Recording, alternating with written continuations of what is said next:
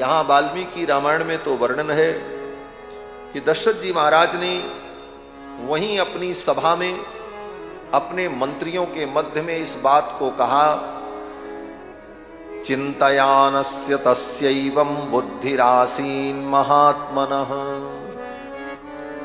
पुत्र के विषय में जब चिंता हुई दशरथ जी को, तो उसी समय उनकी बुद्धि में एक बात आई।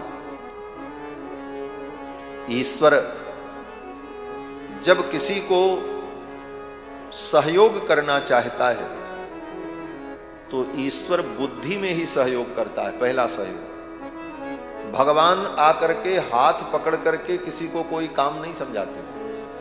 ददामि बुद्धि योगम तम ये न माम उपयांति ते, गीता में भगवान ने कहा।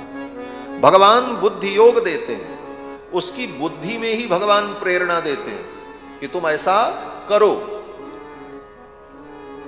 इसीलिए गायत्री मंत्र में भगवान से यही प्रार्थना की जाती है, धियो यो नः प्रचोदयात्। इसका अर्थ क्या हुआ? बोलो, इसका अर्थ यही हुआ कि वो परमात्मा हमारी बुद्धि को प्रेरित करे। यही प्रार्थना की जाती है उस मंत्र में, और कुछ नहीं। मंत्र का, गायत्री मंत्र का यही अर्थ है, वर्ण करने के योग्य तेजोमय जो सविता देवता हैं, भगवान परब्रह्म परमात्मा, मैं उनका ध्यान करता हूं और उनसे यही प्रार्थना करता हूं कि धियो यो नः प्रचोदयात्, हमारी बुद्धि को प्रेरित करें। तो ईश्वर परमात्मा किसी की बुद्धि में ही प्रेरणा देता है। ददामि बुद्धि योगम तम, किसी को सुख देना है, किसी का कल्याण करना है तो भगवान उसकी बुद्धि में प्रेरणा करते हैं। और अगर किसी को अपने पाप कर्म का फल भोगना है, दुख भोगना है, उसके कर्म ऐसे हैं कि उसको दुख पाना है, तो बुद्धि में ही भगवान प्रेरणा कर देते हैं। वो ऐसा काम करेगा कि दुख पाएगा। सुख और दुख दोनों की प्राप्ति के लिए ईश्वर बुद्धि में ही प्रेरणा देता है, उसके कर्मों के अनुसार। ददामि बुद्धि योगम तम ये न माम उपयांति। दशरथ जी की बुद्धि में यही विचार आया, चिंतयानस्य तस्यैवं बुद्धिरासीन महात्मनः। क्या बुद्धि आई? बोले, अचानक दशरथ जी के मन में यह भाव आया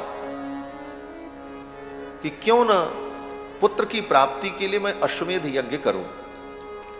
यही प्रेरणा आई। इसके पहले भी दशरथ जी ने अश्वमेध यज्ञ किया है, और राजाओं का तो परम प्रिय यज्ञ अश्वमेध यज्ञ। अश्वमेध यज्ञ ऐसा यज्ञ होता है जो राजा ही कर सकता है, दूसरा कोई नहीं कर सकता। ब्राह्मण कितना भी बड़ा विद्वान हो, लेकिन ब्राह्मण को अश्वमेध यज्ञ करने का अधिकार ही नहीं। वो कराएगा लेकिन स्वयं नहीं कर सकता, वो जजमान नहीं बन सकता। कोई वैश्य भी, वैश्य के पास बहुत धन हो, लेकिन वो सोचे हम अश्वमेध यज्ञ करेंगे, बोले वो अधिकारी नहीं। अश्वमेध यज्ञ केवल क्षत्रिय कर सकता है, उसी के लिए।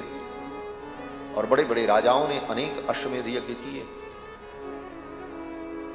आजकल तो अश्वमेध यज्ञ के नाम पर